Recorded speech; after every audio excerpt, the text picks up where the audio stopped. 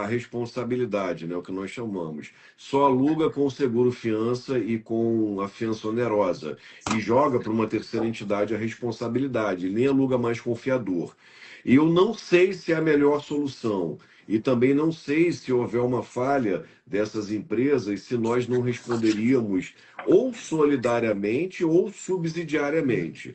Mas aí acho que uma esfera até um pouco de reflexão abstrata, né? Não me parece um caminho ruim você deixar essas relações de locação ao crivo de uma terceira entidade idônea, né? Como uma empresa de seguro, que ela é auditada pela SUSEP, né? Ela tem tudo uma questão ali de normatização que a regulamenta, né? Esse é um ponto. Garantias, né? Acho que essas são importantes. Eu confesso a vocês que eu venho de uma época em que a gente pedia firma reconhecida por autenticidade, né? A documentação ela levava na empresa, a gente conferia o original e a cópia. Era Uma uma vez coisa eu mais burocrática, mas dava certo, não é isso, Francisco? dava certo, mas assim, era uma via-crucis alugar o imóvel. Demorava-se um mês. Eu Demorava lembro, mais. eu lembro uma vez, né, que assim, eu era novo, não tinha muito como argumentar. Eu lembro uma vez que tinha uma pessoa alugando o imóvel, o fiador era um cidadão chinês. E meu pai olhou aquilo, acho que por não estar habituado na época, anos 90, ele falou: não, não aluga não. E aí a pessoa indo lá na empresa, mostrando a documentação, aí começou a fazer exigência: Traz o original disso aí." Aí eu exigi o original, né? E a pessoa trouxe a documentação original para a conferência, né? Aquilo foi meio constrangedor para ela, que pediu para o chefe entregar um documento pessoal, né? Então, assim, de fato, quando nós tivemos a entrada de empresas que trabalham com tecnologia, com plataforma, elas mostraram para as empresas imobiliárias tradicionais duas coisas. A uma, como nós estávamos burocratizados e com uma esteira de locação muito antiquada, né? Muito lenta. E eles vieram agregando mais serviços ali e agregando velocidade. E a outra, eles mostraram como nós sabemos atender as pessoas e como é importante esse atendimento, porque eles fazem uma locação por algoritmo, numa velocidade, e depois para resolver problemas, você tem muita dificuldade. E você não tem com quem sentar e conversar, coisa que o brasileiro gosta. Ele quer pegar o telefone, ele quer ligar, ele quer ir numa empresa, ele quer tomar um café, ele quer resolver, ele quer reclamar. E nós fazemos essa parte do atendimento com um destaque, né, que as plataformas ainda não conseguiram alcançar e talvez não venham a alcançar. E acho que esse é um ponto aí de destaque, né? Vamos falar um pouquinho, Egito, sobre locação por temporada. Você pode trazer alguma. Sim, a locação por temporada ela vem regida lá pelo artigo 48 da Lei do Inquilinato, e nós temos então três tipos de locação: a locação residencial, a locação não residencial, que engloba as antigas locações comerciais, industriais e de outras naturezas, né? E nós temos a locação por temporada. São tipos de locação que a lei cataloga. A locação residencial, você pode ter aquela por escrito e prazo igual ou superior a 30 meses, que você tem a denúncia vazia do artigo 46(2), e você tem a locação também residencial verbal ou por prazo inferior a 30 meses, em que você só consegue reaver o imóvel locado uma vez vencido o prazo e prorrogado por prazo indeterminado, com a denúncia condicionada ou denúncia cheia. Mas em tipos de locação nós temos três: locação residencial, e aí você vai tratar ela se você vai ter denúncia vazia ou não, e normalmente se aluga por 30 meses, por escrito. Você tem a locação por temporada, e a locação não residencial, que engloba a comercial, a de entidades religiosas, educacionais, né? E a industrial, a antiga industrial. Então você tem três tipos de locação, perdão, três, né? Ficou até meio esquisito. Três tipos de locação pela lei.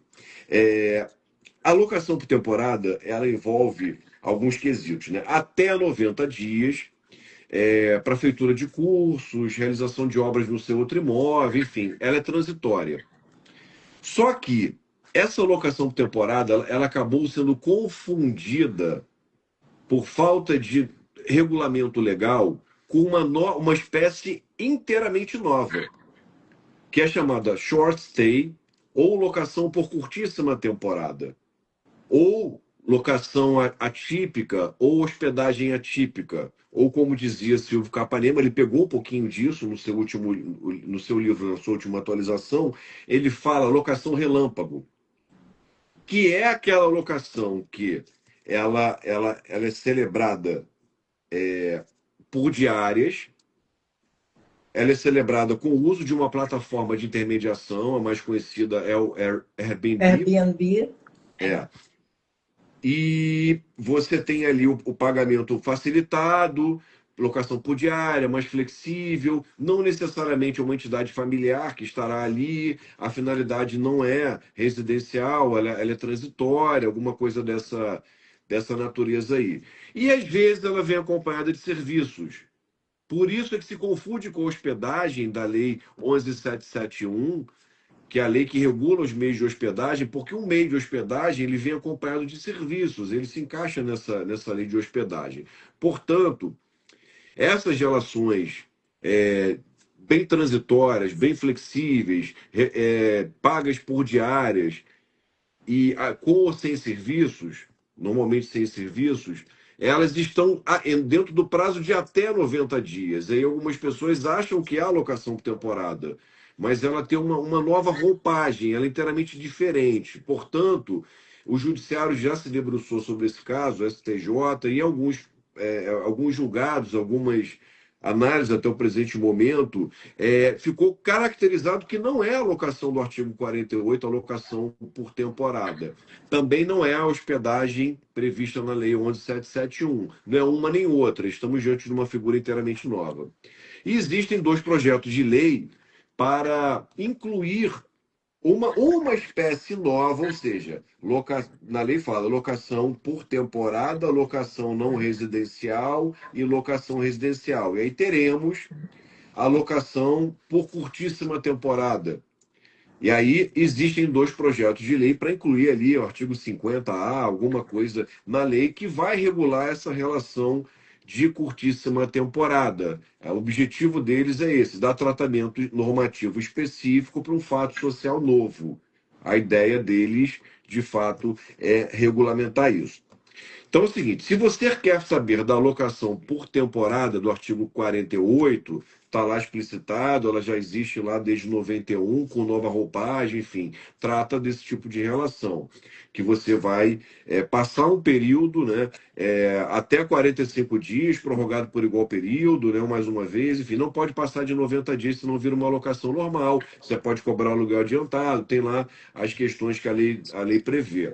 Mas se você está se referindo a essa locação por aplicativo, né, essa locação que é paga por diárias e tal, essa locação é a short stay, ou locação por curtíssima temporada, ou hospedagem atípica. O nome ainda os tribunais estão avaliando. Eu acho que mais técnico seria locação por curtíssima temporada, seria esse o nome. Então, cuidado para não conferir. Por quê?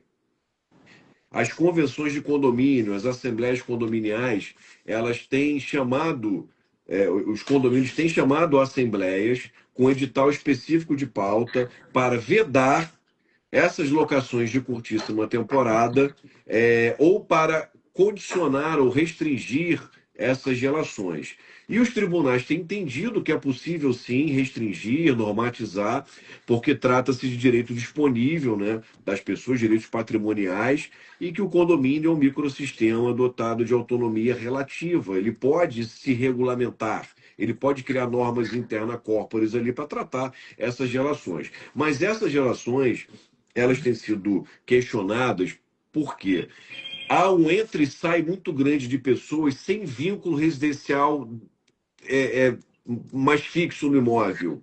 Então, digamos, você tem um imóvel numa região turística, e eu moro ali sei lá, moro em Ipanema, né? Escolhi morar ali num prédio, um por andar, quadra da praia, trabalhei a vida inteira e quero me aposentar ali com conforto e descansar final de semana. Aí na sexta vem um turista da região sul. No sábado vem um da região norte. No domingo vem um hispano-falante.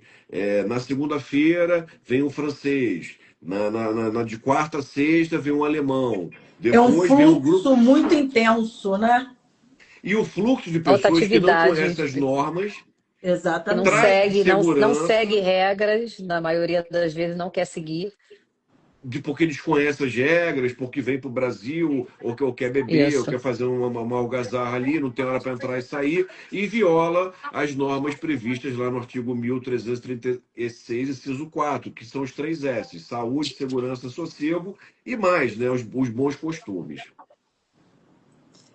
E, Francisco, a gente está em dezembro, né? Finalizando aí, alguns dias a gente está finalizando 2025.